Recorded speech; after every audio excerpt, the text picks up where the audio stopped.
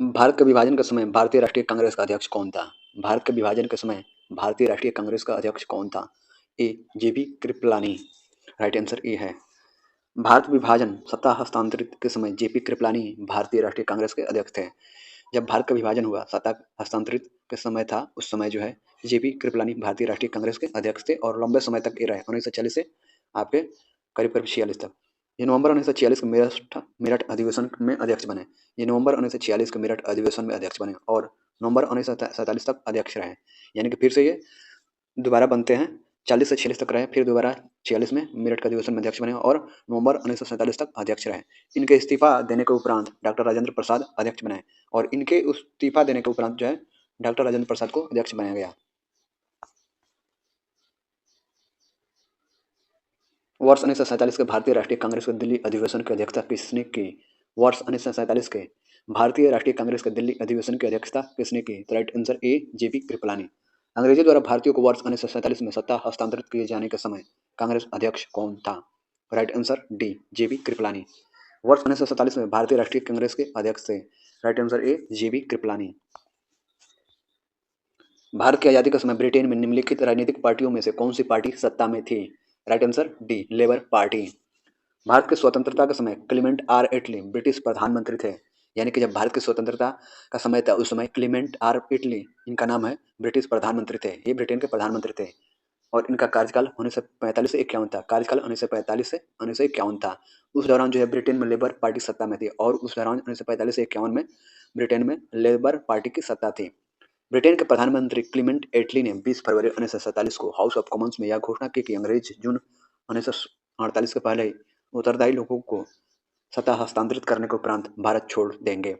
Britain के प्रधानमंत्री कौन थे? तो क्लीमेंट एटली थे और ये क्या किए कि 20 फरवरी 1947 को जो है हाउस ऑफ कॉमन्स, जैसे यहाँ पर लोकसभा और राज्यसभा होता है ना, वैसे वहाँ पर हाउस ऑफ कॉमन्स में घोषणा की है कि अंग्रेज जो है जून 1948 के पहले ही उत्तरदायी जो लोग होंगे, उत्तरदायित्व संभालने के लिए जो लोग होंगे, उनको जो है सत्ता हस्तांतरित करने के उपरांत जो है भारत को वो छोड़ देंगे।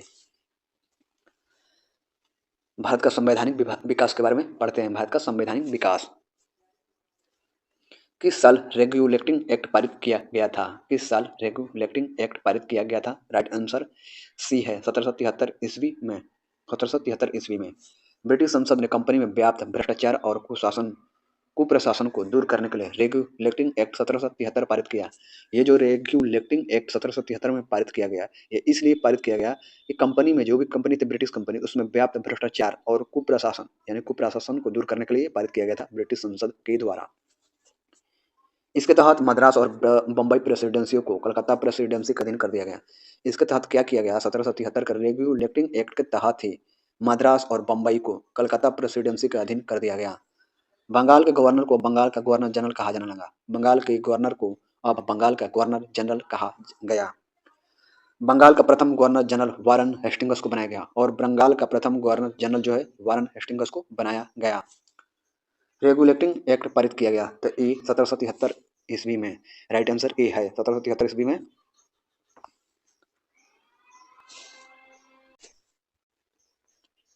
निम्नलिखित में से किस अधिनियम के तहत लॉर्ड कॉर्नवालिस को अपनी काउंसिल के फैसलों को रद्द करने का अधिकार मिला था? राइट आंसर बी, 1786 का एक्ट। कॉर्नवालिस गवर्नर जनरल तथा मुख्य सेनापति दोनों की शक्तियां लेना चाहता था। कॉर्नवालिस जो था गवर्नर जनरल तथा मुख्य सेनापति दोनों की शक्तियां लेना चाहता था। 1786 के एक्ट के अनुसार इसे स्वीकार कर लिया गया। 1786 के एक्ट जो आया उसके अनुसार इसे स्वीकार कर लिया गया। तब विशेष अवस्था में अपनी परिषद के निर्णयों को रद्द करने तथा अपने निर्णय को लागू करने का अधिकार भी गवर्नर जनरल को दे दिया गया। विशेष जब अवस्था होगी उस समय जो है परिषद के निर्णय को रद्द करने के तथा अपने निर्णय यानी कि खुद के निर्णय को लागू करने का अधिकार भी जो है गवर्नर जनरल को दे दिया गया। और इसमें क्या होता है कि गवर्नर जनरल जो है अब उसके पास ऐसी शक्ति आ गई जिसके कारण जो है विशेष अवस्था में अपनी परिषद यानी पूरी परिषद के जो भी निर्णय है उसको रद्द कर सकता है और साथ ही वो जो उसका जो निर्णय है वो लागू कर सकता है। पिट्स इंडिया एक्ट ब्रिटिश संसद द्वारा कब पारित हुआ था? पिट्स इंडिया एक्ट ब्रिटिश संसद द्वारा कब पारित हुआ था? राइट आंसर सी, 1784 ईस्वी में। पिट्स इंडिया एक्ट 1784 ईस्वी में पारित किया गया था। पिट्स इंडिया एक्ट 1784 के मुख्य प्रावधान थे कंपनी के नागरिक सैन्य और राजस्व मामलों को बनाए रखने के लिए बोर्ड ऑफ कंट्रोल की स्थापना। भारत में गवर्नर जनरल की परिषद के सदस्यों को घटाकर 3 सदस्य कर दिया जाना। नागरिक और सैन्य अधिकारियों को भारत और ब्रिटेन में अपनी संपत्तियों के विवरण का खुलासा करने के लिए कहा गया।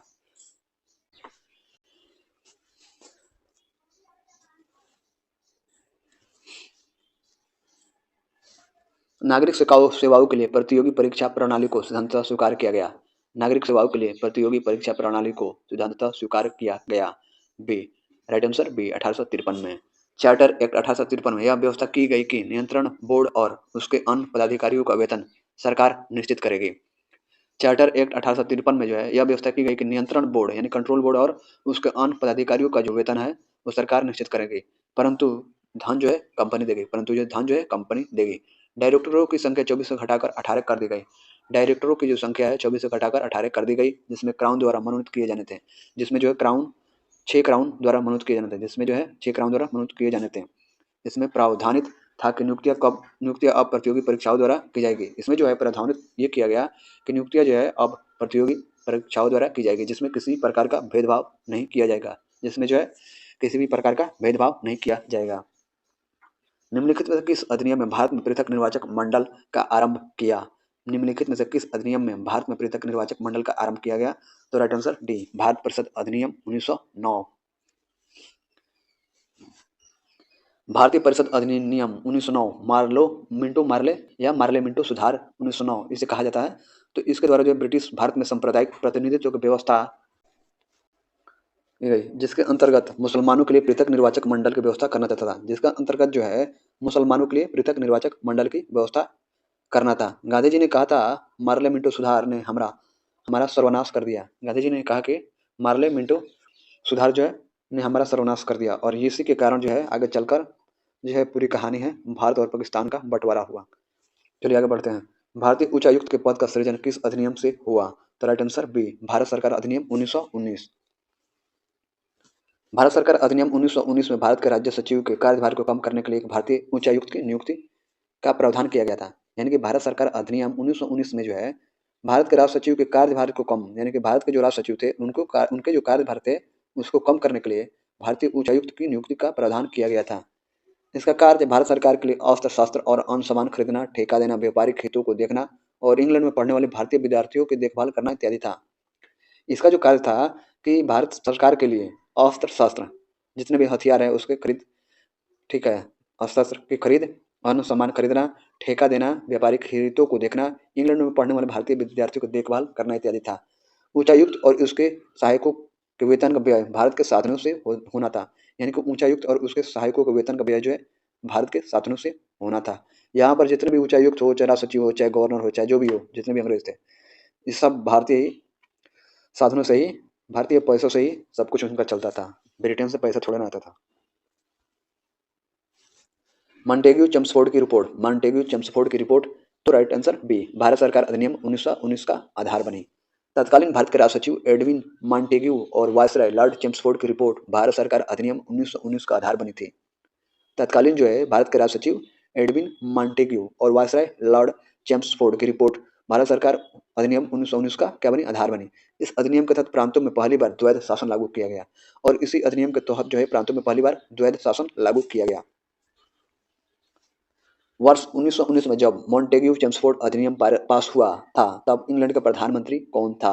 तो राइट आंसर ए, लॉर्ड जॉर्ज था। जब 1919 में वर्ष 1919 में जब मॉन्टेग्यू चेम्सफोर्ड अधिनियम पास हुआ था तब इंग्लैंड के प्रधानमंत्री डेविड लॉर्ड जॉर्ज थे। तब जो है इंग्लैंड के प्रधानमंत्री डेविड लॉर्ड जॉर्ज थे। वे 1916 से 1922 तक इंग्लैंड यानी यूके के प्रधानमंत्री रहे। वे वर्ष 1916 से 1922 तक इंग्लैंड यानी यूके के प्रधानमंत्री रहे। किस अधिनियम के बारे में जवाहरलाल नेहरू ने कहा था कि हमें एक ऐसी कार दी गई थी जिसमें सब ब्रेक थे किंतु इंजन नहीं था? किस अधिनियम के बारे में जवाहरलाल नेहरू ने कहा था कि हमें एक ऐसी कार दी गई थी जिसमें सब ब्रेक थे किंतु इंजन नहीं था? राइट आंसर डी, 1935 का अधिनियम। 1935 के अधिनियम के बारे में जवाहरलाल नेहरू ने कहा था कि एक कार जिसमें ब्रेक तो है पर इंजन नहीं। वे वर्ष 1947 से 1964 तक भारत के प्रधानमंत्री रहे। वे पंचशील के प्रणेता तथा गुट निरपेक्षता में विश्वास रखने वाले थे। ब्रिटिश शासन में संविधान के विकास में कौन सा कानून ऐतिहासिक नहीं था? ब्रिटिश शासन में संविधान के विकास में कौन सा कानून ऐतिहासिक नहीं था? Right answer D, protection of civil rights act 1955। Protection of civil rights act 1955। Bharat में ब्रिटिश शासन के दौरान ब्रिटिश सरकार के द्वारा रेगुलेटिंग एक्ट 1773, चार्टर एक्ट 1833 तथा गवर्नमेंट ऑफ इंडिया एक्ट 1919 पारित किया गया था, जबकि protection of civil rights act 1955 भारतीय संसद द्वारा पारित किया गया था। भारत में ब्रिटिश शासन के दौरान जो है ब्रिटिश सरकार के द्वारा रेगुलेटिंग एक्ट 1773 में पारित किया गया, चार्टर एक्ट 1833 में, गवर्नमेंट ऑफ इंडिया एक्ट 1919 में पारित किया गया था, जबकि जो है protection of civil rights act 1955 में भारतीय संसद के द्वारा पारित किया गया है। ये आज़ाद होने के बाद, देश जब आज़ाद हो गया उसके बाद जो 1955 में प्रोटेक्शन ऑफ सिविल राइट्स, ठीक है, 1955 पारित किया गया था। भारत सरकार अधिनियम 1935 को किसने गुलामी का चार्टर बताया? तो आपका राइट आंसर इसमें ई होगा, ई राइट आंसर है, क्योंकि ये जो जवाहरलाल नेहरू के द्वारा ये बात कही गई थी, लेकिन इसमें ऑप्शन नहीं है, सभी गलत हैं। लखनऊ में आयोजित कांग्रेस के वार्षिक अधिवेशन के दौरान 12 अप्रैल 1936 को अपने अध्यक्षीय भाषण में पंडित जवाहरलाल नेहरू ने भारत सरकार अधिनियम 1935 को गुलामी का चार्टर कहा था। यानी कि लखनऊ में आयोजित कांग्रेस के वार्षिक अधिवेशन जब हुआ था उस दौरान जो है 12 अप्रैल 1936 को अपने अध्यक्षीय भाषण में जो है पंडित जवाहरलाल नेहरू ने भारत सरकार अधिनियम 1935 को गुलामी का चार्टर कहा था। इस अधिनियम में एक अखिल भारतीय संघ की स्थापना का प्रावधान था। इसी अधिनियम में जो है एक अखिल भारतीय संघ की स्थापना का प्रावधान था, जिसमें ब्रिटिश भारतीय प्रांत और भारतीय राज्य रियासतें दोनों शामिल थे, जिसमें जो है ब्रिटिश भारतीय प्रांत और भारतीय राज्य रियासतें दोनों शामिल थे। हालांकि यह संघ कभी अस्तित्व में नहीं आ सका, इस अधिनियम के तहत केंद्र में द्विसदनीय विधानमंडल के गठन का प्रावधान किया गया था। इस अधिनियम के तहत जो है केंद्र में द्विसदनीय विधानमंडल के गठन का प्रावधान किया गया था। भारत सरकार अधिनियम 1935 ने समाप्त की। भारत सरकार अधिनियम 1935 ने समाप्त की। तब भी प्रांतीय द्वैध शासन व्यवस्था। भारत सरकार अधिनियम 1935 ने प्रांतीय द्वैध शासन व्यवस्था समाप्त करके प्रांतीय स्वायत्तता लागू की। भारत सरकार अधिनियम जो है 1935 ने प्रांतीय द्वैध शासन व्यवस्था समाप्त करके प्रांतीय स्वायत्तता लागू की। यानी कि 1919 के द्वारा जो है प्रांतीय द्वैध शासन लागू किया गया था और 1935 में क्या हुआ कि प्रांतीय द्वैध शासन व्यवस्था को समाप्त कर दिया गया, उसके स्थान पर प्रांतीय स्वायत्तता लागू की। फलस्वरूप आरक्षित एवं हस्तांतरित विषयों में भेद समाप्त हो गया। फलस्वरूप क्या हुआ कि आरक्षित एवं हस्तांतरित विषयों में भेद समाप्त हो गया। कुछ आरक्षणों सहित प्रांतों में उत्तरदायी सरकार स्थापित हो गई। निम्नलिखित में से कौन भारत सरकार अधिनियम 1935 की एक विशेषताओं में नहीं है? निम्नलिखित में से कौन भारत सरकार अधिनियम 1935 की एक विशेषताओं में नहीं है? राइट आंसर सी, 1935 का अधिनियम का मूल्यांकन। 1935 का अधिनियम का मूल्यांकन। भारत सरकार अधिनियम 1935 की विशेषताओं में भारत के संघ का प्रस्ताव, गवर्नर जनरल की कार्यकारिणी परिषद का पुनर्गठन तथा प्रांतीय स्वायत्तता शामिल थे, परंतु 1935 का अधिनियम के मूल्यांकन का प्रावधान इसमें नहीं किया गया था। इस अधिनियम में संघीय न्यायालय की स्थापना, केंद्र एवं प्रांतों में शक्तियों का विभाजन, द्विसदनीय केंद्रीय विधानमंडल, प्रांतों में द्वैध शासन की समाप्ति, केंद्र में द्वैध शासन आदि के प्रावधान भी किए गए थे। भारत का वर्तमान संवैधानिक ढांचा काफी हद तक 1935 के अधिनियम पर आधारित था। भारत सरकार अधिनियम 1935 की विशेषताओं में जो है भारत के संघ का प्रस्ताव था, यानी कि एक अखिल भारतीय संघ होगा। दूसरा, गवर्नर जनरल की कार्यकारिणी परिषद का पुनर्गठन किया गया तथा प्रांतीय स्वच्छता यानी प्रांतीय द्वैध शासन को समाप्त करके प्रांतीय स्वच्छता शामिल किया गया था 1935 में। परंतु 1935 के अधिनियम के मूल्यांकन का प्रावधान जो है ना इसमें नहीं किया गया था कि मूल्यांकन किया जाएगा नहीं, कि इसका प्रावधान नहीं था। इस अधिनियम में संघीय न्यायालय की भी स्थापना 1935 के अधिनियम से किया गया। केंद्र एवं प्रांतों में शक्तियों को विभाजन किया गया, यानी केंद्र और प्रांतों में शक्तियों को विभाजन भी किया गया। द्विसदनीय केंद्रीय विधानमंडल, प्रांतों में द्वैध शासन की समाप्ति और केंद्र में द्वैध शासन आदि प्रावधान भी किया गया था। यानी कि द्विसदनीय केंद्रीय विधानमंडल और प्रांतों में द्वैध शासन की समाप्ति कर दिया गया और केंद्र में द्वैध शासन के आदि के प्रावधान किए गए। यानी कि प्रांत से खत्म करके केंद्र में द्वैध शासन प्रशासन के, ठीक है, प्रावधान किए गए। प्रांत से खत्म कर दिया गया द्वैध शासन, केंद्र में द्वैध शासन, ठीक है, आदि का प्रावधान किया गया। भारत का वर्तमान संवैधानिक ढांचा जो है काफी हद तक 1935 के अधिनियम पर आधारित है। किस अधिनियम ने भारत के विभाजन के लिए दो नए स्वतंत्र भारत और पाकिस्तान के राज्यों को मूर्त रूप दिया था? तो राइट आंसर आपका सी, भारतीय स्वतंत्रता अधिनियम 1947। ब्रिटिश संसद द्वारा पारित भारतीय स्वतंत्रता अधिनियम 1947 ने ही औपचारिक रूप से ब्रिटिश भारत के विभाजन को स्वीकृति दी और नए जो है ना 2 नए स्वतंत्र राज्यों डोमिनियन भारत और पाकिस्तान के गठन की विधिक आधार प्रदान किया। इस अधिनियम को 18 जुलाई 1947 को शाही स्वीकृति यानी रॉयल एसेंट प्राप्त हुई और इसके तहत 15 अगस्त 1947 से भारत तथा पाकिस्तान के 2 स्वतंत्र डोमिनियन या राज्यों के अस्तित्व में आने का प्रावधान किया गया था। द्वैध शासन का जनक किसे माना जाता है? तो right answer D, sir Lionel Curtis को। सर लियोनिल कॉर्टिस को द्वैध शासन का जनक माना जाता है। उनके द्वैध शासन संबंधी विचार भारत सरकार अधिनियम 1919 का आधार बने थे। उनके जो है द्वैध शासन संबंधी विचार जो है भारत सरकार अधिनियम 1919 का आधार बने थे। मुद्दिमन कमेटी को किसकी कार्यप्रणाली पर रिपोर्ट देने के लिए नियुक्त किया गया था? मुद्दिमन कमेटी को किसकी कार्यप्रणाली पर रिपोर्ट देने के लिए नियुक्त किया गया था? तो राइट आंसर बी, द्वैध प्रणाली। मुद्दिमन या समिति मुद्दिमन समिति की नियुक्ति वर्ष 1924 में अलेक्जेंडर मुद्दिमन के नेतृत्व में हुई थी। यानी कि मुद्दिमन समिति की नियुक्ति वर्ष 1924 में अलेक्जेंडर मुद्दिमन के नेतृत्व में हुई थी। इस समिति को भारत सरकार अधिनियम 1919 के तहत स्थापित संविधान पर द्वैध शासन के मुद्दे पर चर्चा और जांच के लिए नियुक्त किया गया था। इस समिति को भारत सरकार अधिनियम 1919 के तहत स्थापित जो है संविधान पर द्वैध शासन के मुद्दे पर चर्चा और जांच के लिए नियुक्त किया गया था। ब्रिटिश सदस्यों के अलावा इसमें 6 भारतीय सदस्य भी थे। ब्रिटिश सदस्यों के अलावा इसमें जो है 6 भारतीय सदस्य भी थे। शिव स्वामी अय्यर, आरपी पराजम्पे, तेज बहादुर सप्रू, विजय चंद्र मेहताब, मोहम्मद शफी, मोहम्मद अली जिन्ना। समिति ने अपनी रिपोर्ट वर्ष 1925 में दी थी। समिति ने जो है अपनी रिपोर्ट जो है वर्ष 1925 में दी थी। अब आधुनिक इतिहास विविध पढ़ेंगे। आधुनिक इतिहास में विविध। एमएओ कॉलेज अलीगढ़ के प्रधानाचार्य का नाम, यानी कि मुस्लिम अलीगढ़ यूनिवर्सिटी कॉलेज। अलीगढ़ के प्रधानाचार्य का नाम बताइए जिसने 19वीं सदी के अंतिम दशकों में मुस्लिम सांप्रदायिकतावाद को बढ़ावा दिया था। तो right answer D, Theodore Beck था। एएमओ कॉलेज यानी मोहम्मडन एंग्लो ओरिएंटल कॉलेज, इसको अलीगढ़ की स्थापना सर सैयद अहमद खान ने की थी। यानी अलीगढ़ की स्थापना किसने की थी? सर सैयद अहमद खान ने की थी। 19वीं सदी के अंतिम दशकों में यहाँ जो मुस्लिम अलगाववादी प्रवृत्तियां उभरी उन्हें प्रोत्साहित करने वाले व्यक्तियों में एमएओ कॉलेज अलीगढ़ के प्रधानाचार्य थियोडोर बेक प्रमुख रहे। ये बहुत बड़ा हरामी था। आधुनिक भारतीय इतिहास को निम्नलिखित घटनाओं पर विचार कीजिए। आधुनिक भारतीय इतिहास को निम्नलिखित घटनाओं पर विचार कीजिए। ए, राजा नंद कुमार को मृत्युदंड, सालवाई की संधि, वंडीवास की लड़ाई, टिप्पू सुल्तान की मृत्यु। निम्नलिखित में से उपयुक्त घटनाओं को सही कालानुक्रमिक क्रम कौन सा है? इसको जो है काल के अनुसार इसको लगाना है। किसके घटना पहले, कौन सा घटना पहले हुआ, कौन बाद में हुआ? तो राइट आंसर आपका इसमें हो जाएगा, पहले हो जाएगा आपका 3, वंडीवास की लड़ाई हुई थी, उसके बाद से राजा नंद कुमार की मृत्यु हुआ था, उसके बाद से सालवाई की संधि हुआ था, उसके बाद से टिप्पू सुल्तान की 1799 में हुई थी। ठीक है, चलिए आगे देखते हैं। राइट आंसर आपका बी सही है।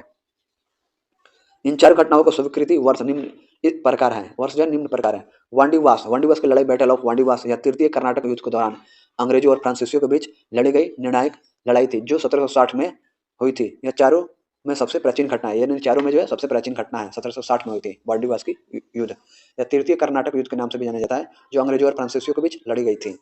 राजा नंद कुमार को मृत्युदंड। बंगाल के उच्च ब्राह्मण और पूर्व दीवान राजा नंद कुमार को जलसाजी के आरोप में मुकदमा चलाकर फांसी दी गई थी। यानी कि जो है ना पूर्व दीवान ब्राह्मण और पूर्व दीवान राजा नंद कुमार को जलसाजी के आरोप में मुकदमा चलाकर फांसी दी गई थी। यह घटना 1775 ईस्वी में कलकत्ता में थी और यह घटना जो है 1775 ईस्वी में कलकत्ता में थी। सालबाई की संधि, ट्रीटी ऑफ सालबाई, प्रथम आंग्ल मराठा युद्ध 1775 से 1782। सालबाई की संधि जो है ट्रीटी ऑफ सालबाई, प्रथम आंग्ल मराठा युद्ध 1775 से 82 ईस्वी के अंत में ईस्ट इंडिया कंपनी और मराठों के बीच हुए समझौतों को सालबाई की संधि कहा जाता है। यह संधि 1782 ईस्वी में हुई थी।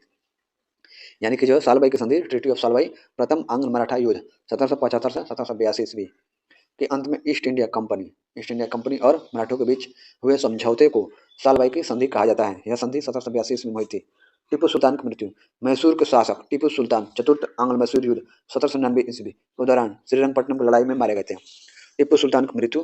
मैसूर के शासक जो है टीपू सुल्तान चतुर्थ आंग्ल मैसूर युद्ध 1799 ईस्वी के दौरान श्रीरंगपट्टनम की लड़ाई में मारे गए थे। यूनाइटेड किंगडम की महारानी एलिजाबेथ द्वितीय के संबंध में निम्नलिखित में से कौन सा कथन सही है? यूनाइटेड किंगडम की महारानी एलिजाबेथ द्वितीय के संबंध में निम्नलिखित में से कौन सा कथन सही है?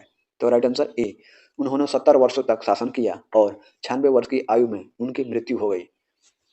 8 सितंबर 2022 को यूनाइटेड किंगडम की महारानी क्वीन एलिजाबेथ द्वितीय की 96 वर्ष की आयु में मृत्यु हो गई। यानी कि 8 सितंबर 2022 को यूनाइटेड किंगडम की महारानी क्वीन एलिजाबेथ द्वितीय की 96 वर्ष की आयु में मृत्यु हो गई। वर्ष 1952 में एलिजाबेथ द्वितीय ने यूनाइटेड किंगडम की सत्ता संभाली थी। वर्ष 1952 में एलिजाबेथ द्वितीय ने यूनाइटेड किंगडम की सत्ता संभाली थी। इस प्रकार उन्होंने 70 वर्ष 214 दिन 6 फरवरी 1952 8 सितंबर 2022 तक शासन किया। इस प्रकार जो है उन्होंने 70 वर्ष 214 दिन 6 फरवरी 1952 8 सितंबर 2022 तक शासन किया। अतः निकटतम उत्तर के रूप में विकल्प ए का चयन किया जा सकता है। महारानी विक्टोरिया को भारत के सम्राज्ञी नियुक्त किया गया। द राइट आंसर सी 1877 में।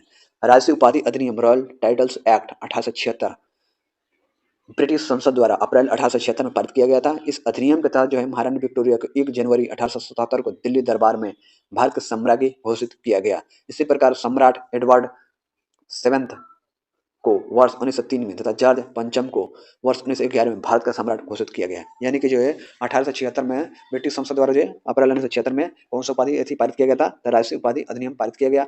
और इसी अधिनियम के तहत जो है महारानी विक्टोरिया को 1 जनवरी 1877 को जो है दिल्ली दरबार हुआ था दिल्ली में, तो वहां पर जो है भारत के सम्राज्ञी घोषित किया गया। अच्छा, ये भारत के सम्राज्ञी बन गए।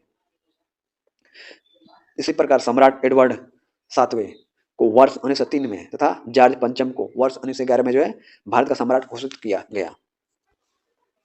रॉयल शीर्षक अधिनियम के अंतर्गत रानी विक्टोरिया भारत की महारानी कब बनी? तो सी 1877 में।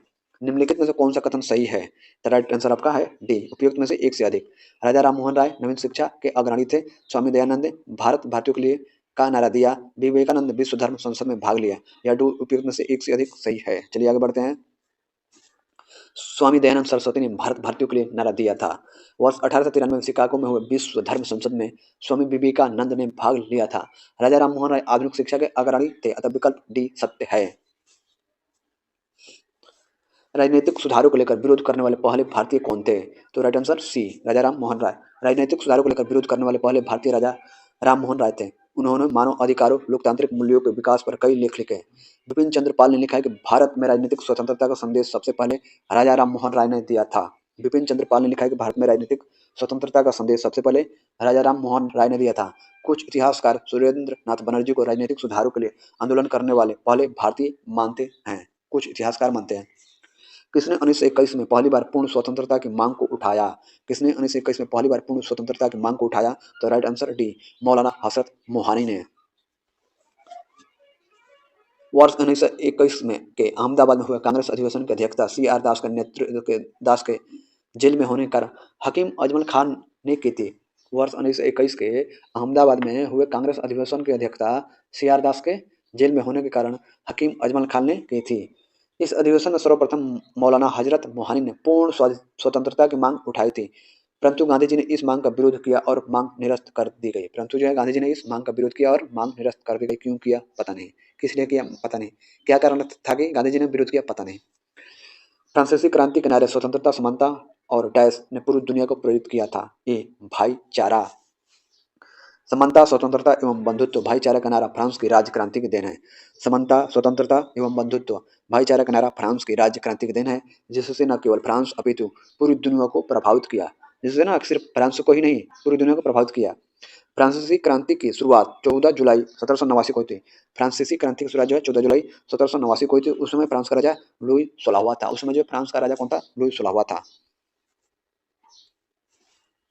सर सैयद अहमद खान के सबसे कटु आलोचक कौन थे? सर सैयद अहमद खान के सबसे कटु आलोचक कौन थे? तो ए जमालुद्दीन अफगानी। सर सैयद अहमद खान के सबसे कटु आलोचक जो है जमालुद्दीन अफगानी थे। वही अंग्रेजी शिक्षा और ब्रिटिश सरकार के साथ सहयोग के पक्ष में सबसे असरदार आंदोलन का प्रारंभ जो है सैयद अहमद ने किया। सैयद अहमद खान ने कांग्रेस की स्थापना का विरोध किया था। ये जो सैयद अहमद खान था ये कांग्रेस की स्थापना का विरोध किया और 135 और विरोध में बनारस के राजा शिव प्रसाद सिंह के साथ मिलकर जो है ना यूनाइटेड इंडिया पेट्रियाटिक एसोसिएशन की स्थापना की। और ये लोग विरोध किए थे बनारस के राजा शिव प्रसाद सिंह के साथ मिलकर। ठीक है, आगे चलकर जो है यूनाइटेड इंडियन पेट्रियाटिक एसोसिएशन के स्थापना किए थे। निम्नलिखित में से कौन सा युग्म सही है? 1905 बंगाल का विभाजन, 1908 कांग्रेस में फूट, 1919 रोलक एक्ट। तो आपका जो है सही पूछ रहा है तो सी आंसर सही होगा। 1905 में बंगाल का विभाजन हुआ था लॉर्ड कर्जन के समय। 1908 में नहीं हुआ था बल्कि 1907 में हुआ था। 1907 में 1919 का रोलेक्ट एक्ट भी हुआ था, ये भी सही है। तो राइट आंसर आपका ई, एक और तीन सही है, यानी सी राइट आंसर है। बंगाल विभाजन 1905 में हुआ था, लॉर्ड कर्जन उस समय वाइस राय था। रोलेक्ट सत्याग्रह 1919 में हुआ था। कांग्रेस में फूट या कांग्रेस विभाजन 1907 के सूरत अधिवेशन में हुआ था। अतः विकल्प जो है एक और तीन सही सम्मिलित है। अगस्त 1923 के बनारस हिंदू महासभा के अधिवेशन की अध्यक्षता की। तो right answer D, Pandit Madan Mohan Malviya. अगस्त 1923 के बनारस हिंदू महासभा के अधिवेशन की अध्यक्षता की पंडित मदन मोहन मालवीय। पंडित मदन मोहन मालवीय हिंदू महासभा के सबसे प्रतिष्ठित नेताओं में से थे। पंडित मदन मोहन मालवीय जो थे हिंदू महासभा के सबसे प्रतिष्ठित नेताओं में से थे। उन्होंने वर्ष 1923 में बनारस में आयोजित हिंदू महासभा के अधिवेशन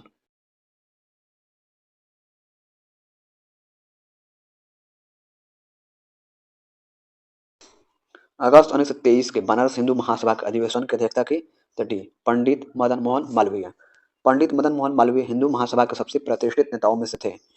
उन्होंने वर्ष 1923 में बनारस में आयोजित हिंदू महासभा के अधिवेशन की अध्यक्षता की। उन्होंने जो वर्ष 1923 में बनारस में आयोजित हिंदू महासभा के अधिवेशन की क्या किए, तो अध्यक्षता किए। बनारस के इसी अधिवेशन में शुद्धि जैसे आंदोलन का स्वागत भी किया और बनारस के इसी अधिवेशन में शुद्धि जैसे आंदोलनों का स्वागत किया गया। इन्होंने हिंदी और अंग्रेजी में अभ्युदय तथा द लीडर का प्रकाशन आरंभ किया तथा हिंदुस्तान तथा द इंडियन यूनियन जैसे समाचार पत्रों के संपादक भी रहे। नोआखली काल में महात्मा गांधी के सचिव कौन थे? तो आपका राइट आंसर है ए, निर्मल कुमार बोस। बंगाल के नोआखली क्षेत्र में फैले हिंसा के दौर में महात्मा गांधी के निजी सचिव प्रसिद्ध बंगाली मानव शास्त्री और गांधीवादी नेता निर्मल कुमार बोस थे। इन्होंने बंगाल में महात्मा गांधी के दुभाषी के रूप में कार्य किया। इन्होंने जो है बंगाल में महात्मा गांधी के दुभाषी के रूप में कार्य किया। वह वर्ष 1946 से 47 तक महात्मा गांधी के निजी सचिव रहे। वह जो है वर्ष 1946 से 47 तक महात्मा गांधी के निजी सचिव रहे। बम्बई योजना में प्रस्ताव था। बम्बई योजना में प्रस्ताव था आपका ए, उपयुक्त में से कोई नहीं, उपयुक्त में से एक से अधिक। बम्बई योजना बॉम्बे प्लान वर्ष 1944 में प्रमुख भारतीय उद्योगपतियों के एक समूह द्वारा प्रस्तुत की गई थी। बम्बई योजना जो है बॉम्बे प्लान वर्ष 1944 में प्रमुख भारतीय उद्योगपतियों के एक समूह द्वारा प्रस्तुत की गई थी। इस योजना के तहत भारत के लिए आयात प्रतिस्थापन और औद्योगिकरण आधारित प्रस्तावों के माध्यम से भारतीय अर्थव्यवस्था के तीव्र आर्थिक विकास की बात कही गई थी। यानी कि इस योजना के तहत जो है भारत के लिए आयात प्रतिस्थापन और औद्योगिकरण आधारित प्रस्तावों के माध्यम से जो है भारतीय अर्थव्यवस्था के तीव्र आर्थिक विकास की बात कही गई थी बम्बई योजना के द्वारा। साथ ही इसमें देश के आर्थिक विकास में राज्य के द्वारा हस्तक्षेप और योजनाबद्ध विकास के साथ सार्वजनिक उपक्रमों की आवश्यकता के रूप में कुछ पूंजीवादी विशेषताओं का परित्याग भी परिलक्षित होता है। इस आधार पर अभिष्ट उत्तर विकल्प सी ई सही है। भारत में प्रथम जनगणना किस वर्ष प्रारंभ की गई थी? तो आपका ए 1872 ईस्वी में। अंग्रेजों के शासनकाल में सर्वप्रथम जनगणना लॉर्ड मेयो के शासनकाल में 1872 ईस्वी में कराई गई थी, किंतु जनगणना के क्रमवार आकलन आधारित प्रथम नियमित जनगणना वर्ष 1881 में लॉर्ड रिपन के शासनकाल से मानी जाती है। अंग्रेजों के शासनकाल में जो है सर्वप्रथम जनगणना लॉर्ड मेयो के शासन में काल में 1872 में हुई थी, किंतु जनगणना का क्रमवार आकलन जो अर्थात प्रथम नियमित जनगणना 1881 में लॉर्ड रिपन के शासनकाल से मानी जाती है। किस डोगरा जनरल ने 1834 और 1841 के बीच लद्दाख, बाल्टिस्तान और तिब्बत के कुछ हिस्सों में सफल सैन्य अभियान का नेतृत्व किया था? Right answer D, Zorawar Singh. Jammu और कश्मीर के डोगरा शासक गुलाब सिंह के सेनानायक और किश्तवाड़ के गवर्नर जोरावर सिंह ने 1834 और 1841 ईस्वी के बीच लद्दाख, बाल्टिस्तान और तिब्बत के कुछ हिस्सों में सफल सैन्य अभियान का नेतृत्व किया था। वे 1841 ईस्वी में पश्चिमी तिब्बत अभियान के दौरान युद्ध में मारे गए थे। अमृतसर की संधि मार्च 1946 के तहत औपनिवेशिक शासकों द्वारा कश्मीर को गुलाब सिंह को 75 लाख रुपए में बेच दिया। महाराजा गुलाब सिंह ने जम्मू और कश्मीर को साथ में एकीकृत किया। निम्नलिखित कथनों में से कौन सा कथन सही है? लईक अली निजाम के एग्जीक्यूटिव काउंसिल के प्रेसिडेंट थे। हैदराबाद के खिलाफ ऑपरेशन पोलो 48 घंटे तक चला था। कश्मीर राज्य ने इंस्ट्रूमेंट ऑफ एक्सेशन 15/8/1947 के दिन हस्ताक्षरित किए थे। शाह नवाज भुट्टो जूनागढ़ के स्टेट के आखिरी दीवान थे। के एम मुंशी को भारत सरकार ने हैदराबाद में अपने एजेंट के रूप में नियुक्त किया था। राइट आंसर ए 1, 4 और 5 सही है। 1, 4 और 5 जो है सही है, बाकी जो है गलत है।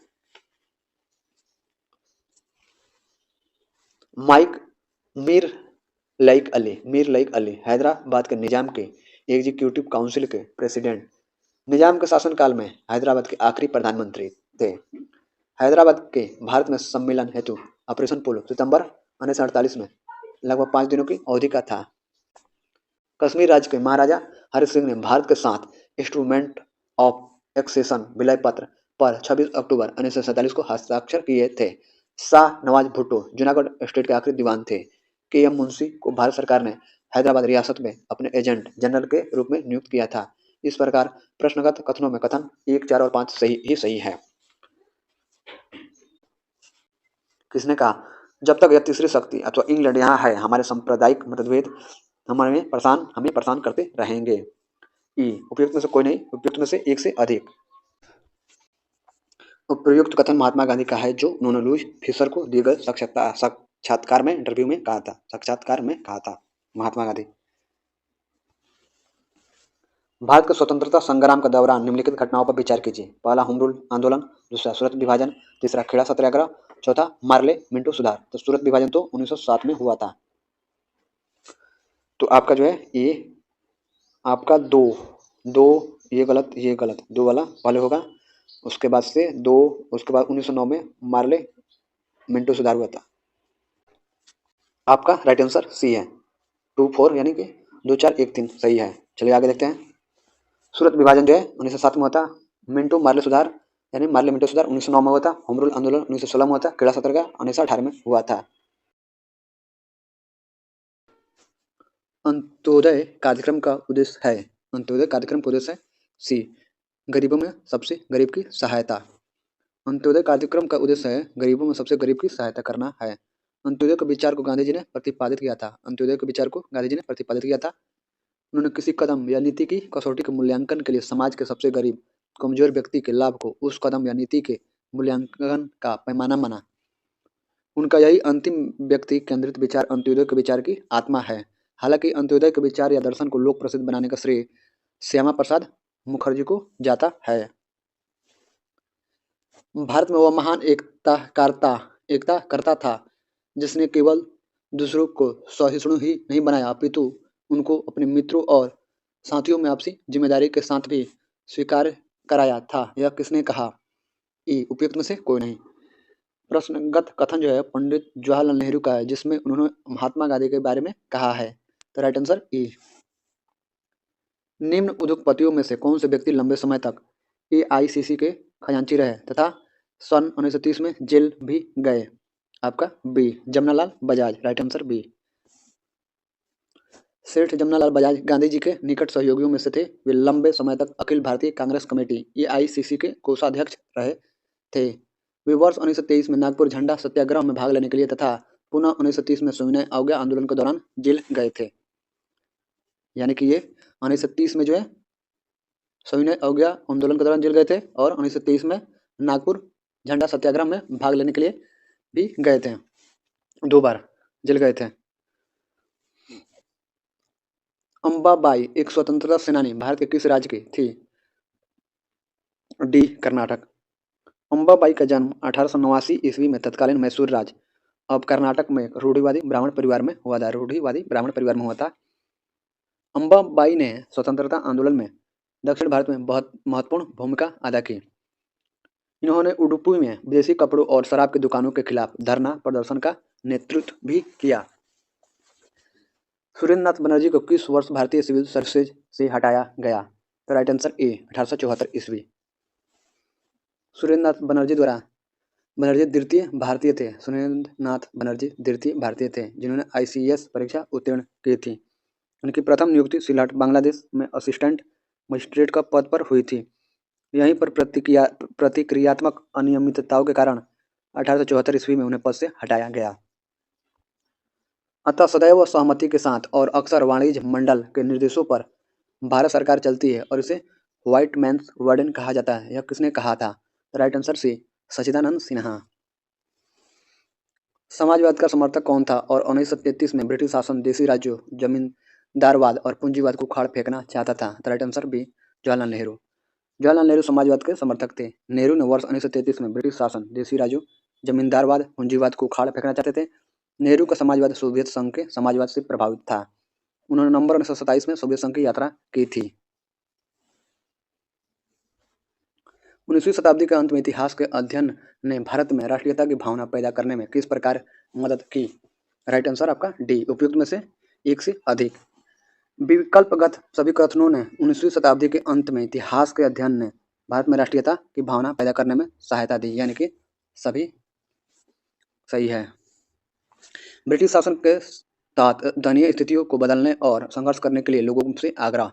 इतिहास की पुनर्व्याख्या करके और अंग्रेजों द्वारा भारतीयों को पिछड़ा, आदिम और खुद पर शासन करने में असमर्थ के रूप में चित्रित करने का खंडन करके, भारत के गौरवशाली अतीत के बारे में लिखकर और लोगों से उनकी उपलब्धियों पर गर्व करने का आग्रह करके, ये सभी सही है, इसलिए राइट आंसर डी सही है। ब्रिटिश शासन के दौरान निम्नलिखित घटनाओं को कालक्रमानुसार व्यवस्थित कीजिए। दांडी मार्च, साइमन आयोग, पुनः समझौता, गांधी इरविन समझौता। तो आपका राइट आंसर है B, B A D C. पहला बी होगा, साइमन आयोग 1927 में हुआ था। उसके बाद होता है आपका दांडी मार्च 1930 में। उसके बाद होता है आपका पुनः समझौता 1932 में, पुनः समझौता होता है 1932 में, और 1931 में होता है ये। तो इसलिए बी, ए, डी और सी होगा। 1931 में गांधी समझौता, 1927 में आपका साइमन आयोग, दांडी मार्च आपका 1930 में हुआ था। तो इसलिए बी ए डी सी सही है। चलिए आगे देखते हैं। प्रश्नगत घटनाओं का वर्ष इस प्रकार है। दांडी मार्च 1930 में, साइमन आयोग गठन 1927 में, पुनः समझौता 1932 में, गांधी इरविन समझौता 1931 में। गांधी इरविन समझौता होने के बाद ही दूसरे गोलमेज सम्मेलन में कांग्रेस की तरफ से महात्मा गांधी शामिल हुए थे, लंदन में गए थे वहाँ पर गोलमेज सम्मेलन में। चलिए, दांडी मार्च यानी कि नमक कानून जो है ना तोड़े थे, नमक कानून। साइमन आयोग का गठन हुआ था 10 साल पर, 1919 के थी 1919 का जो रोलक एक्ट था उसी का मूल्यांकन करने के लिए। पुनः समझौता हुआ था गोलमेज सम्मेलन खत्म होने के बाद, महात्मा गांधी और आपके अंबेडकर के बीच में ये समझौता हुआ था 1932 में, पुनः समझौता। चलिए आगे बढ़ते हैं। डैश जवाहरलाल के बौद्धिक विकास में फरवरी 1927 में ब्रुसेल्स कांग्रेस में औपनिवेशिक दमन और साम्राज्यवाद के विरुद्ध उनकी सक्रिय भागीदारी के साथ एक मोड़ आया। यह शब्द किसने लिखे? तो ए, एस गोपाल। एस गोपाल जवाहरलाल के बौद्धिक विकास में फरवरी 1927 में ब्रुसेल्स कांग्रेस में औपनिवेशिक दमन और साम्राज्यवाद के विरुद्ध उनकी सक्रिय भागीदारी के साथ एक मोड़ आया। यह कथन एस गोपाल का है। कथन जो है एस गोपाल का है। चलिए आगे बढ़ते हैं। कौन सी घटना सबसे पहले हुई? कौन सी घटना जो सबसे पहले हुई? तो राइट आंसर आपका बी, क्रिप्स मिशन का आगमन। भारत छोड़ो आंदोलन तो 1942 में हुआ था, ठीक है। कैबिनेट मिशन तो ये भी बाद में हुआ था। तो सबसे पहले क्रिप्स मिशन हुआ था मार्च 1942 में। भारत छोड़ो आंदोलन जो है यानी 8 अगस्त 1942 में हुआ था। लॉर्ड वेवेल का जो आगमन जो है 43 में हुआ था। कैबिनेट मिशन जो है 1946 में। तो इसलिए आपका राइट आंसर भी है। चलिए, क्रिप्स मिशन का आगमन मार्च 1942 में हुआ था। क्रिप्स मिशन का आगमन भारत छोड़ो आंदोलन का प्रस्ताव जो है अगस्त 1942 में हुआ था। गवर्नर जनरल के पद पर लॉर्ड वेवेल का आगमन अक्टूबर 1943 में। कैबिनेट मिशन का आगमन मार्च 1946 में।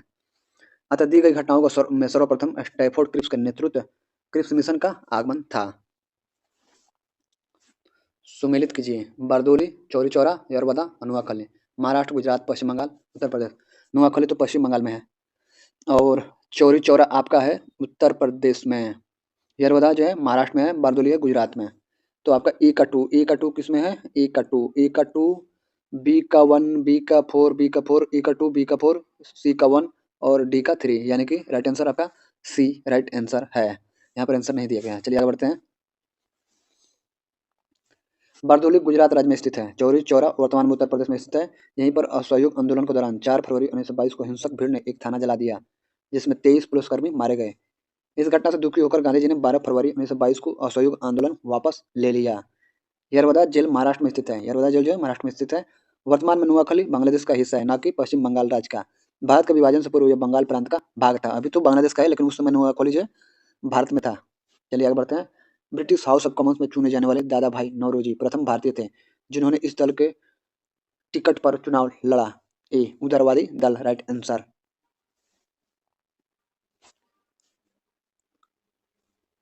दादा भाई नौरोजी 1825 से 1917 ईस्वी इनका काल था। उन्हें 1865 ईस्वी में डब्ल्यू.सी. बनर्जी के साथ मिलकर लंदन इंडियन सोसाइटी का गठन किया, जिसका मुख्य उद्देश्य इंग्लैंड में भारतीय छात्रों के बीच राजनीतिक एवं सामाजिक जागरूकता को बढ़ाना और भारत की समस्याओं को ब्रिटिश जनता और सरकार के सामने रखना था।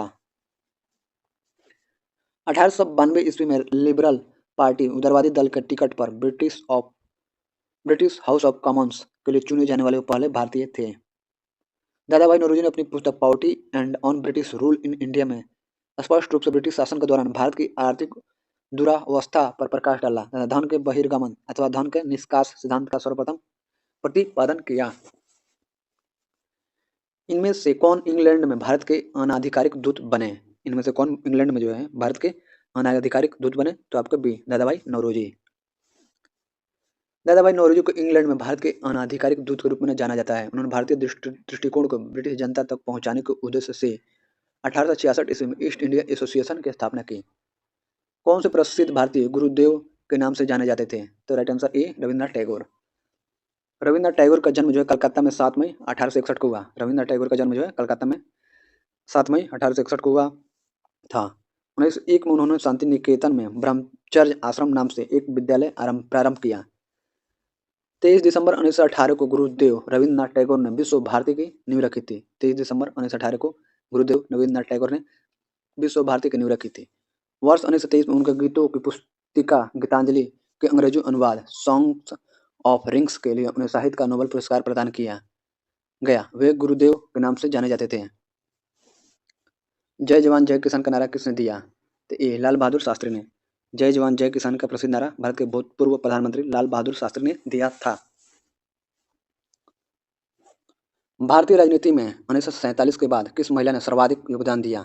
ए अरुणा आसफ अली। अरुणा आसफ अली एक राष्ट्रवादी और स्वतंत्रता सेनानी थी। वर्ष 1942 के भारत छोड़ो आंदोलन में वे स्वयं और सुचेता कृपलानी भूमिगत आंदोलन की 2 प्रमुख महिला संगठन कर्मी थी। अरुणा आसफ अली भारतीय राजनीति में 1947 के बाद 1948 में सोशलिस्ट पार्टी से जुड़ गई। 1950 के दशक में कम्युनिस्ट पार्टी ऑफ इंडिया से जुड़ी और मॉस्को रूस की यात्रा की। वर्ष 1954 में national federation of Indian women के गठन में सहयोगी रही। 1958 में दिल्ली के मेयर बनी तथा वर्ष 1958 में पेट्रियट समाचार पत्र की स्थापना की इस तरह उन्होंने वर्ष 1947 के बाद भारतीय राजनीति में सर्वाधिक योगदान दिया। देवबंद के उस विद्वान का नाम बताइए जिन्होंने स्वतंत्रता आंदोलन में महत्वपूर्ण भूमिका निभाई। तो ए Abul Kalam Azad.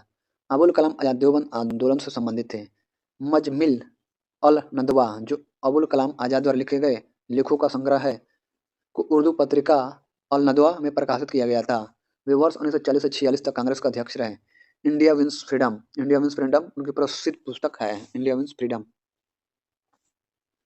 Catherine Mayo, Aldous Huxley, Charles Andrews और विलियम डिग्बी के बीच आम रिश्ता क्या था? तो ए उन्होंने ब्रिटिश शासन के दौरान भारत की हालत पर टिप्पणियां लिखी। Catherine Mayo, Aldous Huxley, Charles Andrews और विलियम डिग्बी ने ब्रिटिश शासन के दौरान भारत की हालत पर टिप्पणियां लिखी। मदर इंडिया की लेखिका कैथरीन मेयो थी और विलियम डिग्बी ने प्रॉस्परस ब्रिटिश इंडिया लिखी। विलियम डिग्बी ने लिखी। चार्ल्स एंड्रूज का जन्म 1871 ईस्वी में इंग्लैंड में हुआ था। चार्ल्स एंड्रूज का जन्म जो है 1871 ईस्वी में इंग्लैंड में हुआ था। वे महात्मा गांधी के मित्र थे। वे वर्ष 1904 में भारत पहुंचे और सेंट स्टीफन कॉलेज में अध्यापन कार्य किया। उन्होंने भारतीय राष्ट्रवाद को अपनी किताबों एवं पत्रकारिता के जरिए प्रोत्साहन दिया। एल्डस हक्सले ने 20वीं सदी के पूर्वार्ध में भारत की यात्रा की और अपने यात्रा वृत्तांत में तत्कालीन भारत की परिस्थितियों को लिखा। रजनी पाम दत्त ने कहा वे साम्राज्यवाद से लड़ते भी थे और सहयोग भी करते। उन्होंने किस राजनीतिक गठबंधन के बारे में यह कहा? तो ए भारतीय राष्ट्रीय कांग्रेस। रजनी पाम दत्त ने उपयुक्त वक्तव्य भारतीय राष्ट्रीय कांग्रेस के बारे में दिया था। निम्न में से कौन सी जोड़ी सही है? बी सी आर दास देशबंधु। 1940 में महात्मा गांधी द्वारा प्रारंभ किए गए व्यक्तिगत सत्याग्रह आंदोलन के तहत विनोबा भावे को प्रथम व्यक्तिगत सत्याग्रही तथा जवाहरलाल नेहरू को व्यक्तिगत सत्याग्रही बनाया गया था। चित्तरंजन दास यानी CR दास एक प्रसिद्ध भारतीय नेता, राजनीतिक वकील, भारतीय स्वतंत्रता आंदोलन के प्रमुख नेता थे। उन्हें देशबंधु की उपाधि प्रदान की गई थी। वर्ष 1907 में आयोजित कांग्रेस के सूरत अधिवेशन की अध्यक्षता रास बिहारी बोस ने की थी। वर्ष 1907 में आयोजित कांग्रेस के सूरत अधिवेशन की अध्यक्षता जो है रास बिहारी घोष ने की थी, जबकि विलियम वेडरबर्न कांग्रेस के अध्यक्ष के रूप में 1889 और 1910 में चुने गए थे। वर्ष 1905 में श्यामजी कृष्ण वर्मा ने लंदन में इंडिया हाउस की स्थापना की थी। गुट निरपेक्ष आंदोलन नॉन अलाइनमेंट मूवमेंट का नेता कौन था? बी भारत। गुट निरपेक्ष आंदोलन को भारत की पहल पर शुरू किया गया था। विश्व में शांति और आपसी सहयोग स्थापित करने के लिए भारत के प्रधानमंत्री जवाहरलाल नेहरू, मिस्र के राष्ट्रपति कर्नल नासिर, घाना के राष्ट्रपति क्वामे नक्रुमाह, इंडोनेशिया के राष्ट्रपति सुकर्णो तथा यूगोस्लाविया के राष्ट्रपति मार्शल टिटो के सहयोग से विश्व की तीसरी शक्ति के रूप में गुट निरपेक्ष आंदोलन का प्रारंभ किया गया था। गुट निरपेक्ष देशों का पहला शिखर सम्मेलन यूगोस्लाविया के राष्ट्रपति मार्शल टिटो की अध्यक्षता में बेलग्रेड में आयोजित किया गया। गुट निरपेक्ष आंदोलन का 19वां शिखर सम्मेलन जनवरी 2024 में कंपाला, युगांडा में किया गया था। विश्व में शांति और आपसी सहयोग स्थापित करने के लिए नेहरू जी ने कौन सा सिद्धांत प्रस्तुत किया? ए गुट निरपेक्षता। मदर टेरेसा की जन्मभूमि थी अल्बानिया। मदर टेरेसा की जन्मभूमि थी अल्बानिया। मदर टेरेसा अल्बानिया मुल्क की नागरिक थी। उनका जन्म 26 अगस्त 1910 को वर्तमान उत्तर मैसिडोनिया के स्कोपजे नामक शहर में हुआ था। वर्ष 1929 में कोलकाता आई मदर टेरेसा ने निर्धनों, बीमार लोगों की सेवा के लिए मिशनरीज ऑफ चैरिटी नामक संस्था की वर्ष 1950 में स्थापना की तथा बेघर, बीमार लोगों एवं दीन दुखियों के लिए निर्मल हृदय नामक आश्रय गृह की स्थापना की। मदर टेरेसा को वर्ष 1979 में शांति का नोबेल पुरस्कार मिला। मदर टेरेसा के द्वारा स्थापित धर्म संघ कहलाता है? B missionaries of charity. Mother Teresa मानव सेवा के लिए वर्ष 1950 में स्थापित धर्म संघ मिशनरीज ऑफ चैरिटी कहलाता है। भारत के राष्ट्रीय पुस्तकालय ने अपनी यात्रा किसके उद्घाटन के साथ शुरू की? बी मार्च 1836 में कलकत्ता पब्लिक लाइब्रेरी। पुस्तकालय का इतिहास दस्तावेजों के संग्रह को व्यवस्थित करने के पहले प्रयासों से शुरू हुआ। राष्ट्रीय पुस्तकालय का इतिहास 21 मार्च 1836 में कलकत्ता पब्लिक लाइब्रेरी के गठन के साथ शुरू हुआ। यह एक गैर सरकारी संस्थान था जो मालिकाना आधार पर चलाया जाता था। पंचशील की मुख्य विशेषता है? डी देशों के मध्य मित्रता और शांतिपूर्ण सह अस्तित्व। भारत चीन के मध्य पंचशील समझौता पर 29 अप्रैल 1954 को हस्ताक्षर किए गए थे। इस समझौते में पंचशील के 5 सिद्धांतों का उल्लेख किया गया था। पंचशील के सिद्धांत थे: एक दूसरे की प्रादेशिक अखंडता और संप्रभुता के प्रति पारस्परिक सम्मान की भावना, अनाक्रमण अर्थात एक दूसरे पर आक्रमण न करना, एक दूसरे के आंतरिक मामले में हस्तक्षेप न करना, समानता और पारस्परिक लाभ, शांतिपूर्ण सह अस्तित्व। कौन सा समझौता भारत और चीन के बीच सीमा मुद्दों को हल करने में विफल रहा जिससे अंततः संघर्ष हुआ? सी पंचशील समझौता। पंचशील या शांतिपूर्ण सह अस्तित्व के 5 सिद्धांत पर पहली बार औपचारिक रूप से भारत और चीन के प्रदेश के बीच व्यापार, सांस्कृतिक संपर्क बढ़ाने, तीर्थ यात्रा, सफर की सुविधाएं उपलब्ध कराने के लिए 29 अप्रैल 1954 को हस्ताक्षर किए गए थे, परंतु यह समझौता सीमा संबंधी मुद्दों को हल करने में सफल रहा और भारत तथा चीन के मध्य वर्ष 1962 में युद्ध हुआ। ASI के पहले निदेशक कौन थे? सी अलेक्जेंडर कनिंघम। भारतीय पुरातत्व सर्वेक्षण ASI एक भारतीय सरकारी एजेंसी है जो देश में पुरातात्विक अनुसंधान और सांस्कृतिक ऐतिहासिक स्मारकों के संरक्षण और परिरक्षण के लिए जिम्मेदार है। इसकी स्थापना में अलेक्जेंडर कनिंघम की महत्वपूर्ण भूमिका रही थी। वे इसके पहले महानिदेशक भी बने। सूची 1 को सूची 2 से सम्मिलित कीजिए। सूची 1 और सूची 2। संगठन मुख्यालय: स्वदेशी सेवक होम, यूनाइटेड इंडिया हाउस, युगांतर आश्रम, INA आजाद हिंद फौज। मुख्यालय जो है वैंकूवर, सियाटल, सैन फ्रांसिस्को और रंगून दिया है। इसको जो है मिलान करना है। स्वदेशी सेवक होम जो है वैंकूवर में था। यूनाइटेड इंडिया हाउस जो है सियाटल में था। और युगांतर आश्रम जो है आपका सैन फ्रांसिस्को में था। और INA या आजाद हिंद फौज जो है रंगून। तो आपका राइट आंसर ABCD यानी डी। चलिए देखते हैं संगठन और मुख्यालय। स्वदेशी सेवक होम वैंकूवर में, यूनाइटेड इंडिया हाउस सियाटल में, युगांतर आश्रम सैन फ्रांसिस्को में, INA आजाद हिंद फौज रंगून में। प्रारंभ में INA का मुख्यालय सिंगापुर में था जो बाद में यंगून स्थानांतरित कर दिया गया। निम्नलिखित को सम्मिलित करके सही कोटों का चयन कीजिए। राजनीतिक संगठन, संस्थापक। Khaksar socialist party, independent labour party, forward bloc. संस्थापक Subhash Chandra Bose, Inayatullah Mashriqi, Jayaprakash Narayan, B are Ambedkar. Right answer आपका हो जाएगा इसमें बी। वन का बी, देखिए वन का खाकसार का ये हो जाएगा, वन का बी, वन का आपका बी। दो का सी, दो का सी हो सोशलिस्ट पार्टी, जयप्रकाश नारायण थे। 3 का D, independent labour party, Jayaprakash B are Ambedkar थे इंडिपेंडेंट लेबर पार्टी के। फॉरवर्ड फॉरवर्ड ब्लॉक का तो सुभाष चंद्र बोस थे। तीसरा से राइट आंसर आपका बी। राजनीतिक संगठन संस्थापक Khaksar, Inayatullah Mashriqi, socialist party, Jayaprakash Narayan, independent labour party, B are Ambedkar. Forward bloc Subhash Chandra Bose.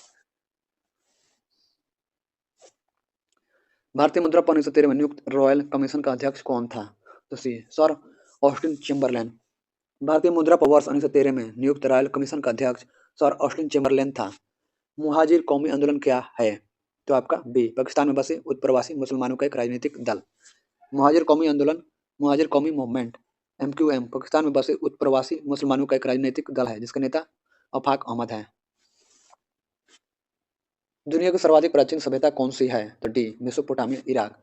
Mesopotamia सभ्यता को दुनिया की सबसे प्राचीन सभ्यता माना जाता है मेसोपोटामिया सभ्यता को। यह सभ्यता मुख्य रूप से वर्तमान इराक, उत्तर पूर्वी सीरिया, दक्षिण पूर्वी तुर्की, पश्चिमी ईरान के क्षेत्रों में विकसित हुई थी। इजिप्शियन सभ्यता, मिस्र की सभ्यता का विकास नील नदी की द्रोणी में हुआ था। यह मेसोपोटामिया सभ्यता के बाद की मानी जाती है। पत्रिकाएं, पुस्तकें और उनके लेखक। सही कथन चुने। आर्यभट्टीय एक गणितीय ग्रंथ है। लीलावती नामक ग्रंथ ब्रह्मगुप्त कृत है। पंच सिद्धांतिका 7वीं सदी का ग्रंथ है। गणित सार संग्रह में शून्य को संख्या नहीं माना गया है। राइट आंसर ए। आर्यभट्ट 5वीं से 6वीं सदी ईस्वी के महान खगोल शास्त्री, गणितज्ञ तथा ज्योतिषाचार्य थे। आर्यभट्टियम गणित संबंधी ग्रंथ है। नीलावती का रचनाकार भास्कर द्वितीय थे। पंच सिद्धांतिका का रचयिता वराहमिहिर थे, जो चंद्रगुप्त द्वितीय विक्रमादित्य 375 से 415 ईस्वी के दरबार में रहते थे। गणित सार संग्रह में शून्य को भी संख्या माना गया है। निम्नलिखित में से कौन एक सही सुमेलित नहीं है? व्यक्ति संबंधित रहे। James Augustus Hicky, Calcutta Chronicle, Dayanand Saraswati, Satyarth Prakash, Ramaswamy Naicker, justice party, Jyotirao Phule, Satyashodhak Samaj. तो राइट आंसर आपका ए, सुमेलित नहीं है, बाकी सब सुमेलित है। जेम्स ऑगस्टस हिक्की ने 1780 ईस्वी में Hicky's Bengal gazette of the original Calcutta general advertiser नामक साप्ताहिक समाचार पत्र निकाला। वे कलकत्ता क्रॉनिकल से संबंध नहीं थे। दयानंद सरस्वती द्वारा रचित प्रसिद्ध ग्रंथ सत्यार्थ प्रकाश है। ईवी रामास्वामी नायकर दक्षिण भारत में द्रविड़ आंदोलन तथा आत्मसम्मान आंदोलन के नेता थे। वे आगे चलकर जस्टिस पार्टी से जुड़े। ज्योतिबा फुले ने 1873 ईस्वी में सत्यशोधक समाज की स्थापना की थी। ज्योतिबा फुले ने 1873 ईस्वी में सत्यशोधक समाज की स्थापना की थी। सत्यार्थ प्रकाश की रचना की गई थी। डी, स्वामी दयानंद सरस्वती द्वारा। मूल शंकर दयानंद स्वामी दयानंद का जन्म 1824 ईस्वी में गुजरात की मौरवी रियासत के निवासी एक ब्राह्मण कुल में हुआ था। उन्होंने 1860 ईस्वी में मथुरा में स्वामी बिरजानंद जी वेदों के शुद्ध अर्थ तथा वैदिक धर्म के प्रति अगाध श्रद्धा प्राप्त की। 1867 ईस्वी में उन्होंने पाखंड खंडनी पताका लहराई। 1875 ईस्वी में उन्होंने मुंबई में आर्य समाज की स्थापना की। उनके विचार उनकी प्रसिद्ध पुस्तक सत्यार्थ प्रकाश में वर्णित है। उनकी अन्य प्रमुख रचनाएं पाखंड खंडन, ऋग्वेद वेदादि भाष्य भूमिका, अद्वैत मत खंडनम, पंच महायज्ञ विधि तथा बल्बाचार्य मत खंडन है।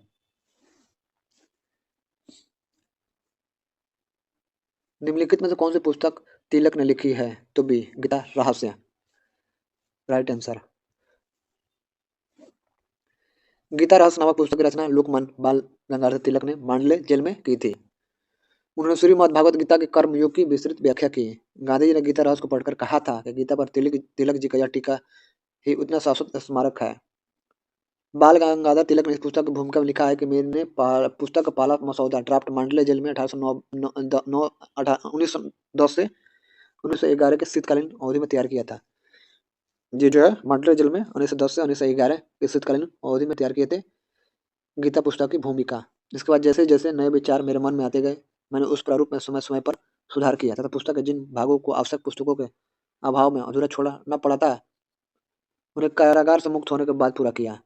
इससे स्पष्ट है कि गीता रास पुस्तक का अधिकांश हिस्सा बाल गंगाधर तिलक द्वारा मांडलिय जेल में ही लिखा गया था तथा इसका कुछ हिस्सा जेल से बाहर जाने के उपरांत लिखा गया। 1815 में प्रकाशित राजा राम मोहन राय की पहली पुस्तक का नाम क्या था? दिया गया प्रश्न त्रुटिपूर्ण है। राजा राम मोहन द्वारा 1803 से 1804 ईस्वी में लिखी गई प्रथम पुस्तक तुहफत उल मुवाहिदीन था। तुहफत उल मुवाहिदीन था, ये था, लेकिन ये था 1815 में नहीं बल्कि 1803 से 1804 में ये पुस्तक लिखा गया था, 1815 में नहीं, जिसका प्रकाशन 1805 में प्रकाशन 1805 में हुआ था। इस पुस्तक की रचना अरबी प्रस्तावना के साथ मूलतः फारसी भाषा में की गई थी, जबकि इनकी एक अन्य पुस्तक वेदांत ग्रंथ, ये वेदांत ग्रंथ भी जो है ग्रंथ का प्रकाशन 1815 में हुआ था। तो 1815 में वेदांत ग्रंथ का जो है प्रकाशन हुआ था। अतः 1815 में इसमें प्रकाशित होने वाली वेदांत ग्रंथ इनकी पहली पुस्तक नहीं थी, और ये पहली पुस्तक पूछ रहा है। पहली पुस्तक थी बी वाला, ठीक है, ये 1905 में प्रकाशित हुआ है, लिखे थे 1903 से 1904 के समय में। वेदांत ग्रंथ 1815 में प्रकाशित हुई थी, लेकिन ये इनकी दूसरी पुस्तक थी, और यहाँ पर पहली पुस्तक क्वेश्चन में पूछ रहा है, ठीक है, इसलिए क्वेश्चन जो है त्रुटिपूर्ण है। बंगला नाटक नील दर्पण का अंग्रेजी अनुवाद किसने किया था? तो डी माइकल मधुसूदन दत्त ने। दीनबंधु मित्र के बंगला नाटक नील दर्पण में नील आंदोलन 1859 से 60 का उल्लेख किया गया है तथा किसानों के शोषण को बारीकी से उभारा गया है नील दर्पण पुस्तक का मूल बांग्ला भाषा से अंग्रेजी अनुवाद बिना अनुवादक का नाम बताए 1861 ईस्वी में प्रकाशित हुआ था, और इसके अनुवादों को केवल एक देशी व्यक्ति एनेटिव के रूप में लिखा गया है। मूल पाठ में लिखा है translated from the Bengali by a native. इस पुस्तक के अंग्रेजी संस्करण को प्रकाशित करने वाला था उसकी देखरेख करने वाले जेम्स लॉन्ग ने कभी इसके अनुवादों की पहचान को उजागर नहीं किया। बंकिम चंद्र चट्टोपाध्याय और शिवनाथ शास्त्री जैसे समकालीन विद्वानों की मान्यता थी कि इसके अनुवादक माइकल मधुसूदन दत्त थे। हालांकि यह धारणा व्यापक है कि माइकल मधुसूदन इसके अनुवादक हैं, पर इसकी औपचारिक पुष्टि नहीं हुई है। यह आज भी विवाद का विषय बना हुआ है। अमृत बाजार पत्रिका की स्थापना किसने की? तो डी शिशिर कुमार घोष। अमृत बाजार पत्रिका की स्थापना मोतीलाल घोष तथा शिशिर कुमार घोष द्वारा 1868 ईस्वी में अमृत बाजार गांव में, वर्तमान में जेसोर जिला बांग्लादेश में स्थित, की गई थी, किंतु गांव में महामारी का प्रकोप फैलने के कारण इसका कार्यालय 1871 ईस्वी में कलकत्ता स्थानांतरित कर दिया गया। प्रारंभ में यह बंगाली भाषा में प्रकाशित होती थी। देसी भाषा प्रेस अधिनियम 1878 से बचने के लिए यह पत्रिका रातों रात अंग्रेजी भाषा में रूपांतरित हो गई। गिरीश चंद्र घोष ने बंगाली प्रकाशन 1862 ईस्वी में शुरू किया, जिसे 1879 ईस्वी में एस.एन. बनर्जी ने ले लिया। 1901 में दादा भाई नौरोजी की पुस्तक poverty and on British rule in India के प्रकाशन में सहायक भूमिका निभाई गई। ए ब्रिटिश उपनिवेशवाद द्वारा भारत के आर्थिक शोषण पर प्रकाश डालना। वर्ष 1901 में दादा भाई नौरोजी की पुस्तक poverty and on British rule in India British उपनिवेश द्वारा भारत के आर्थिक शोषण पर प्रकाश डालती है। दादा भाई नौरोजी को भारत के ग्रैंड ओल्ड मैन के नाम से भी जाना जाता है। Poverty and on British rule in India पुस्तक 1901 में किसके द्वारा प्रकाशित की गई थी? ए दादा भाई नौरोजी के द्वारा। पुस्तक poverty and on British rule in India किसने लिखी है? तो बी दादा भाई नौरोजी ने। निम्न में से कौन सा एक राष्ट्रवादी समाचार पत्र नहीं था? तो D the times of India. The times of India एक राष्ट्रवादी समाचार पत्र नहीं था। इसके अतिरिक्त the Hindu, the Bengali, the मुहूर्त यानी मराठा समाचार पत्र राष्ट्रवादी सोच को बढ़ावा देने वाले थे।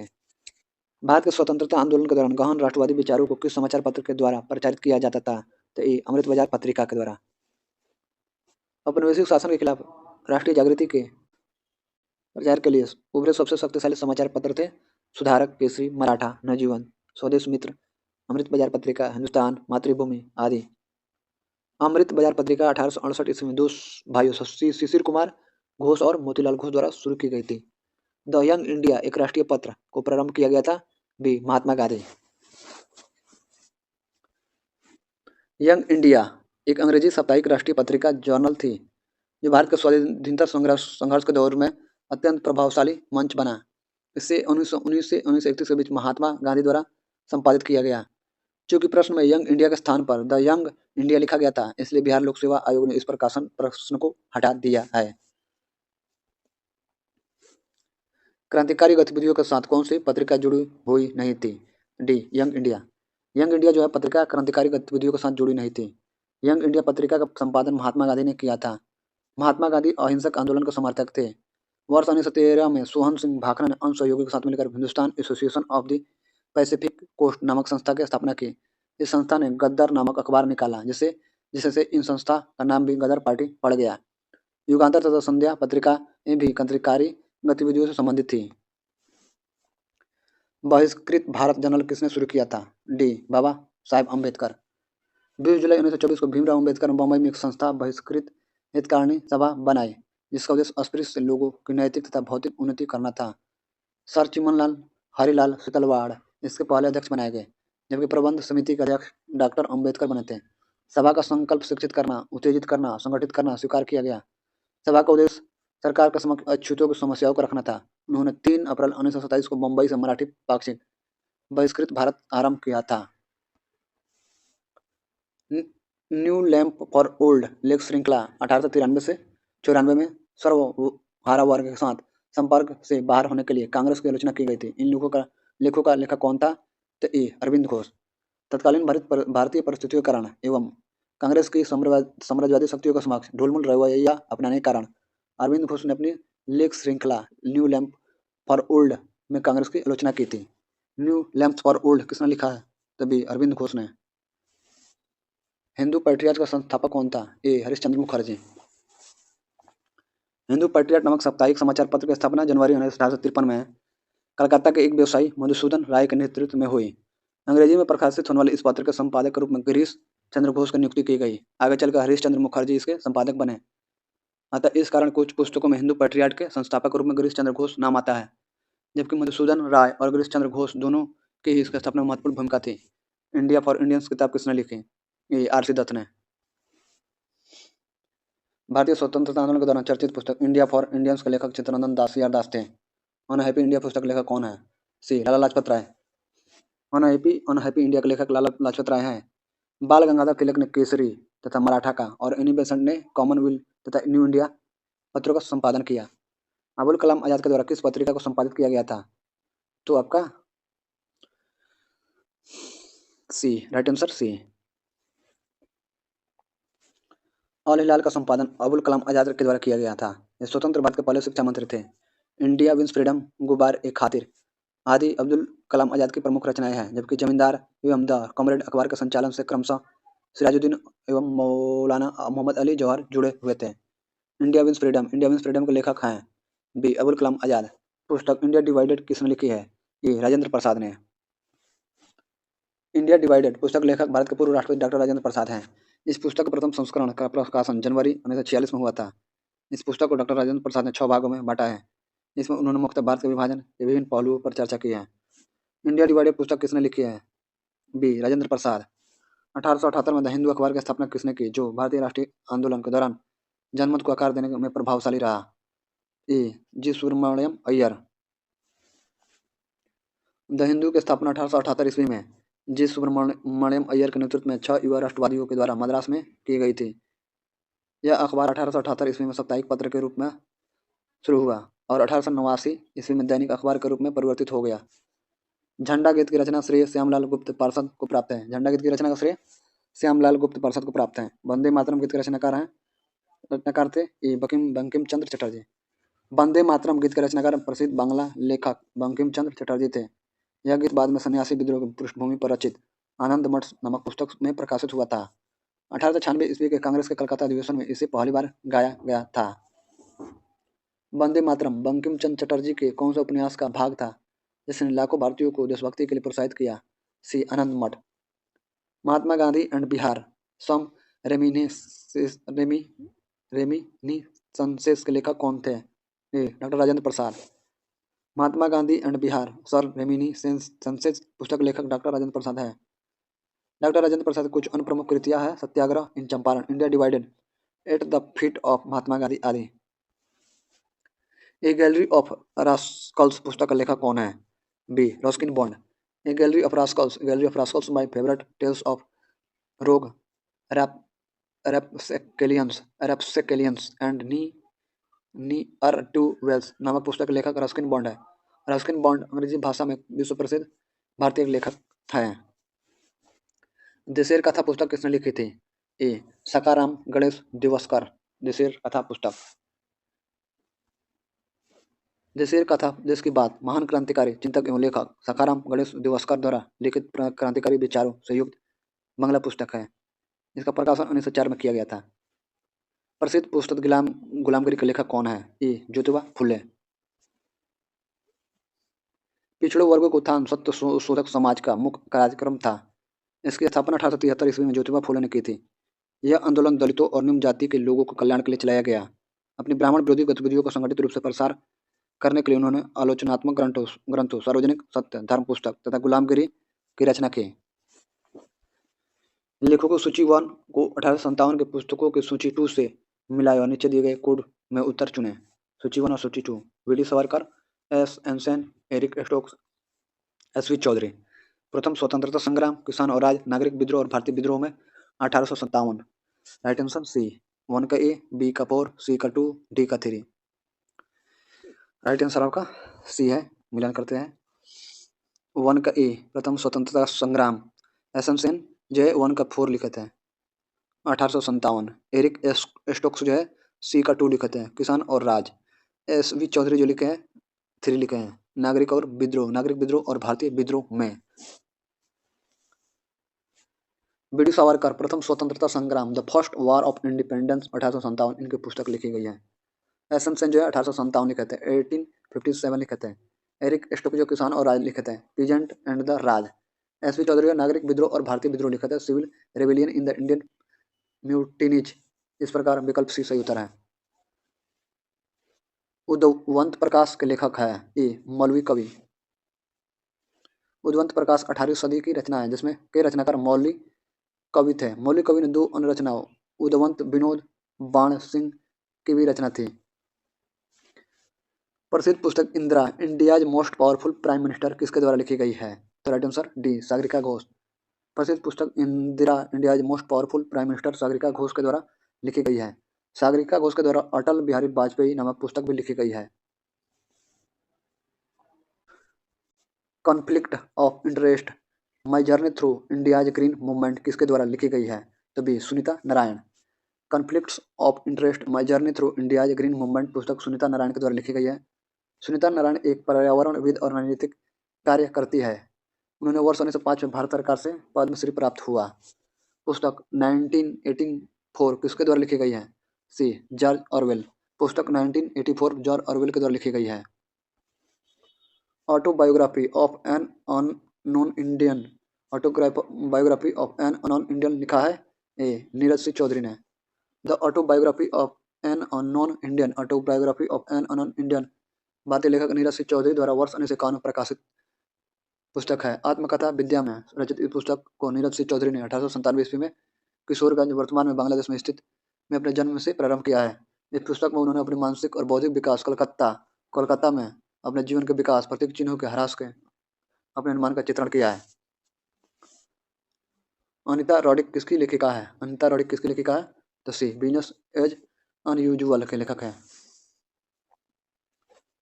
अनीता रॉडिक ने बिजनेस एज अनयूजुअल की रचना की थी। इसका प्रकाशन वर्ष 2000 में किया गया था। अनीता रॉडिक की अन्य कृतियां body and soul, Russell Miller के साथ, take it personally, a revolution in kindness आदि है। लाइफ डिवाइन नामक पुस्तक लेखक हैं C Arvind Ghosh. The life divine Arvind Ghosh द्वारा 2 भागों में लिखित 56 अध्यायों में विभक्त पुस्तक है। इस पुस्तक में अरविंद घोष ने अपने अंतर्ज्ञान के आधार पर पश्चिमी विचारों पूर्वी अध्यात्म मत का संश्लेषण प्रस्तुत किया है। इसके अतिरिक्त अरविंद घोष ने सावित्री पुस्तकें लिखी है यानी कि सिंथेसिस ऑफ योगा, ऐसे ऑफ गीता, ये भी लिखे हैं। द मुर्स लाइट साई के लेखक है। द मुर्स लाइट साई के लेखक है बी सलमान रुश्दी। द मुर्स लास्ट साई के लेखक भारतीय मूल के सलमान रुश्दी। इनका प्रकाशन वर्ष 1995 में हुआ था। ट्रायम्फ ऑफ द स्पिरिट नामक रचना संबंधी निम्नलिखित कथनों में से कौन सत्य है? तो डी उपयुक्त सभी। इसके रचयिता रोमी देव है। इसमें कपिल देव के खेल जीवन के विवरण है। इसका औपचारिक विमोचन सुप्रसिद्ध चित्रकार M.F. हुसैन के हाथों में हुआ। ट्रायम्फ ऑफ द स्पिरिट को कपिल देव की पत्नी रोमी देव ने लिखा था, जिसमें एलाइड पब्लिशर्स ने वर्ष 1994 में प्रकाशित किया था। कपिल देव के खेल जीवन का विवरण देने वाली इस पुस्तक में विमोचन M.F. हुसैन ने किया था।